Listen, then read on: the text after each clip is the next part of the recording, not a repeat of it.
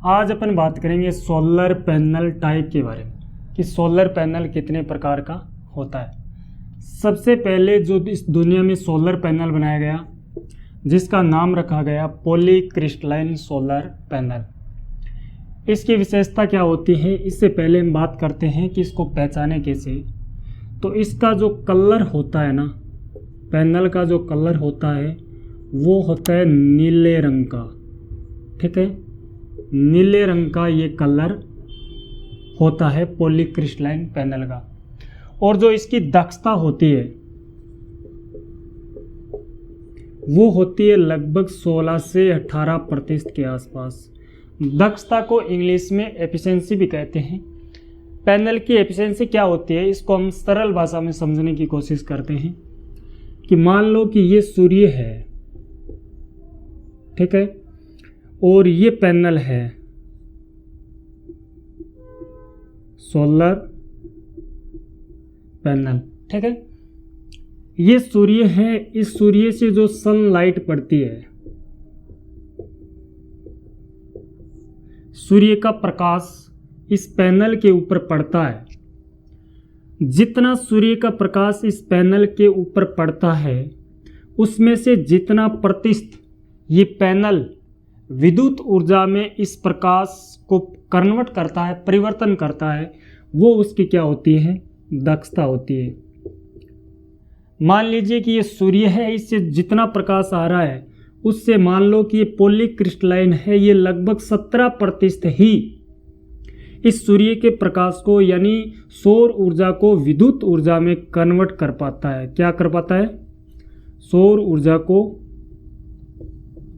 विद्युत ऊर्जा में कन्वर्ट कर पाता है। ये उसकी होती है दक्षता, एफिशिएंसी। ठीक है, इस पैनल के बाद धीरे धीरे तकनीक आगे बढ़ती गई और एक दूसरा पैनल आया जिसका नाम रखा गया मोनोक्रिस्टलाइन पैनल। मोनोक्रिस्टलाइन पैनल अग्रिम तकनीक है, नई तकनीक है, इसलिए इसकी जो दक्षता है वो बढ़कर कितनी हो गई, लगभग हो गई 20 से 22%। यानी सूर्य का जितना प्रकाश आता है उसमें से 20 से 22% ये सौर ऊर्जा को विद्युत ऊर्जा में परिवर्तन कर देता है।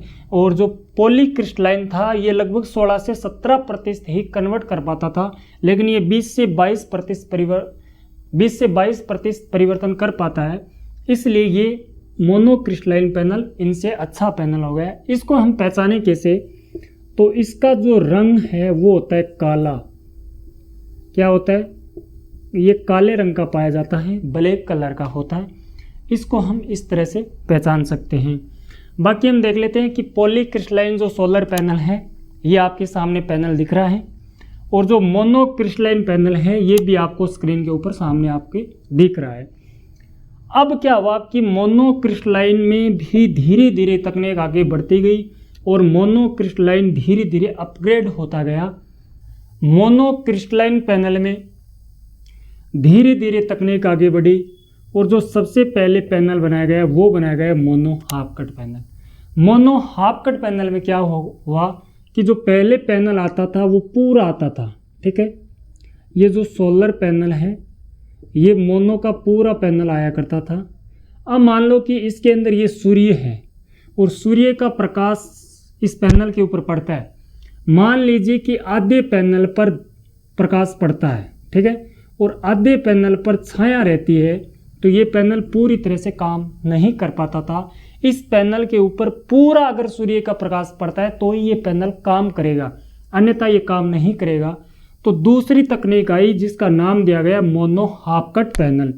इसके अंदर क्या हुआ कि ये मान लो कि सोलर पैनल है और इसको 2 भागों में विभाजित कर दिया गया। ठीक है, अब मान लो कि ये पैनल है, मान लो कि 330 वाट का पैनल है। ठीक है, तो 115 वाट का पैनल ये हो गया और 115 वाट का पैनल ये हो गया। अब मान लो कि ये सूर्य है और इसका जो प्रकाश पड़ रहा है, अब मान लो कि आधे पैनल पर प्रकाश पड़ रहा है, लेकिन ये जो इतना पैनल है ये छाया है इसमें, तो ये पैनल तो काम नहीं करेगा, इतना सेल तो काम नहीं करेगा। लेकिन जो हाफ कट बना दिया गया, इसका मतलब यहाँ जो हाफ पैनल के अंदर जो सूर्य का प्रकाश पड़ रहा है तो ये 115 वाट हमें विद्युत जनरेट करके देगा। ये इसकी नई तकनीक आई, ठीक है। इसके बाद में क्या हुआ कि एक नई तकनीक आई और जिसका नाम रखा गया mono bifacial panel. Mono bifacial panel में क्या किया गया, जो ये पहले पैनल था इसके सामने ही सिर्फ सेल लगाए जाते थे, लेकिन मोनो बाईफेशियल जो पैनल आया, ठीक है, इसके सामने तो सेल लगते ही हैं, ठीक है, सोलर सेल लगते ही हैं, लेकिन इसके पीछे भी एक सोलर सेल की परत लगा दी गई, जिससे क्या हुआ कि सूर्य का प्रकाश इस पैनल के ऊपर जो पड़ेगा और इससे जो रिफ्लेक्शन होकर पीछे जो सूर्य का प्रकाश जाएगा एक्स्ट्रा, उसे भी वो पीछे से अपग्रेड होकर और ये सोलर पैनल ज़्यादा अपडेट कर देगा। जिससे फ़ायदा क्या होगा कि इस मोनो जो क्रिस्टलाइन पैनल था इसकी जो दक्षता 20 से 22% थी, वो दक्षता बढ़कर लगभग हो जाती है 22 से 24% के आसपास। तो 2% दक्षता एक्स्ट्रा बढ़ गई। अगर कम धूप है तो भी ये पैनल ज़्यादा विद्युत ऊर्जा उत्पादन करने का प्रयास करता है। इसके बाद एक नया पैनल आया और जिसका नाम रखा गया मोनोपरक पैनल, ठीक है। मोनोपरक पैनल में एक नई तकनीक आई और जो इनकी दक्षता है वो अपग्रेड पैनल है, तो इसलिए इसकी दक्षता हो गई लगभग 22 से 25% के आसपास। ये नई तकनीक है और नई तकनीक होने से 20 से 22, 22 से 24 और 22 से ये 25%, यानी 2% एक्स्ट्रा अपग्रेड और हो गया। इसलिए मोनोपरक पैनल बहुत प्रचलित हुआ। इसके बाद में एक नई तकनीक आई जिसका नाम रखा गया मोनोटॉपकॉन। मोनोटॉपकॉन पैनल अभी बहुत ज़्यादा प्रचलित है। इसका कारण है कि जो इसकी दक्षता है वो है लगभग 22 से 26% के आसपास, तो इसकी दक्षता और ज़्यादा बढ़ गई। ये पैनल सूर्य के प्रकाश को और ज़्यादा विद्युत ऊर्जा में परिवर्तन करने की क्षमता रखता है। अब कहीं आपको मिलता है कि मोनोटॉपकॉन हाफ कट पैनल, तो वो क्या होता है, मोनोटॉपकॉन पैनल बना गया और मोनोटॉपकॉन पैनल को ही अगर 2 हिस्सों में हम विभाजित करके मोनो हाफ कट और बना देते हैं तो वो पैनल हो जाता है मोनोटॉपकॉन हाफ कट पैनल। और इसी के अंदर अगर हम बाईफेशियल और जोड़ देते हैं, पीछे की ओर सेल और लगा देते हैं, तो वो पैनल हो जाता है मोनोटॉपकॉन हाफ कट बाईफेशियल पैनल। अगर हम हाफ कट नहीं लगाते हैं, मोनो बाईफेशियल प्लस मोनोटॉपकॉन का इस्तेमाल करते हैं, तो वो पैनल हो जाता है मोनोटॉपकॉन बाईफेशियल पैनल।